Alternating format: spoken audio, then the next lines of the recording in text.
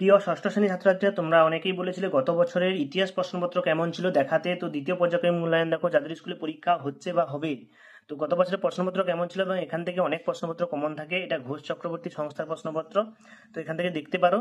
তো দেখো, এখানে আগের বছর 25 নাম্বার ছিল, যেটা এবছর সিলেবাস পাল্টে 50 নাম্বার হয়েছে, এবং 50 মিনিট সময় কিন্তু এবছর থাকবে 1.5 ঘন্টা সময় তোমাদের।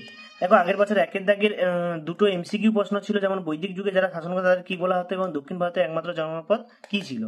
এবং এক কথায় উত্তর, অর্থাৎ এসিকিউ প্রশ্ন দুটো ছিল 1 নম্বরের, যেমন সমাবর্তন অনুষ্ঠানে সকল ছাত্রদের কোন নামে পরিচিত করানো হতো এবং ভারতের জাতীয় প্রতীক অশোক স্তম্ভটি কোথায় পাওয়া গিয়েছিল। তারপরে দেখো কি বলেছে, বেমানান শব্দটি লিখতে বলেছে, তো দুটো দিয়েছে এখান থেকে, তার মধ্যে কোনটা হবে তোমরা করবে। তো 4-এর দাগে দেখো কি বলেছে, 4-এর দাগে বলেছে এখানে ঠিক ভুল নির্ণয় করতে ঋগ্বেদে কোথাও বাল্য বিবাহের কথা নেই। আর অরাজতান্ত্রিক মল্ল এবং বজ্জিদের রাজ্য গড়ে উঠেছিল গণরাজ্য। তো এদের মধ্যে সত্য মিথ্যা তোমাদেরকে লিখতে হবে। এরপরে দেখো, পরের পেজে আমরা চলে যাচ্ছি, 2-এর দাগে 2 নম্বর পেজে চলে যাচ্ছি, 5-এর দাগে। তো এখানে ব্যাখ্যামূলক প্রশ্ন বলেছে, বিবৃতিগুলো দিয়েছে, এর মধ্যে কোনটা সত্য তোমাদেরকে বলতে হবে। যেমন গুপ্ত সম্রাটরা বড় বড় উপাধি নিতেন, এদের মধ্যে কোনটা হবে অ্যান্সার, সেটা তোমাদেরকে লিখতে হবে। এবং এরপরে দেখো, তোমাদের কি নিম্নলিখিত বিবৃতি সর্বাপেক্ষা মানানসই বক্তব্যটি ব্যাখ্যা করতে, এর মানে বলতে হবে। এরপরে 6-এর দাগে দেখো, এখানে ডান স্তম্ভের সঙ্গে বাম স্তম্ভের মিলন দিয়েছে। প্রথমে বলেছে দেখো, সংসার জীবনযাপন, এখানে সংসারের জীবনযাপনকে এদের মধ্যে কোনটা বলা হয় এবং জৈন ধর্মের প্রধান প্রচারক কি ছিলেন।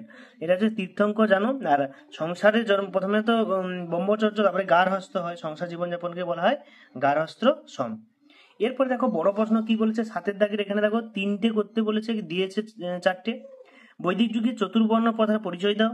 এবং বৌদ্ধ জৈন ধর্মের ত্রিরত্ন বলতে কি বোঝো, ত্রিরত্ন হতো বলতে কি বোঝো, এলাহাবাদ প্রশস্তি বলতে কি বোঝো, এবং টিকা লেখো মেগালিথ।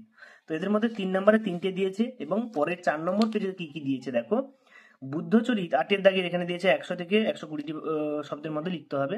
বুদ্ধচারিত ধর্মকে বৌদ্ধ ধর্ম বলার কারণ কি, এবং বৌদ্ধ ধর্মের ইতিহাসে বৌদ্ধ ধর্মের ও আর্য সত্য এবং বৌদ্ধ সংগতিগুলি পরিচয় দাও।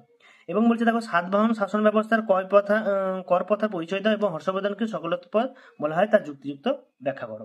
তো এই হচ্ছে তোমাদের গত বছরের প্রশ্নপত্র। তো তোমরা এখান থেকে অনেক প্র্যাকটিস করো, এর মধ্যে অনেক প্রশ্ন কমন পাবে, এবং যেগুলো পারবে না কমেন্টে লিখবে, আমি অবশ্যই সেগুলো করে দেবো।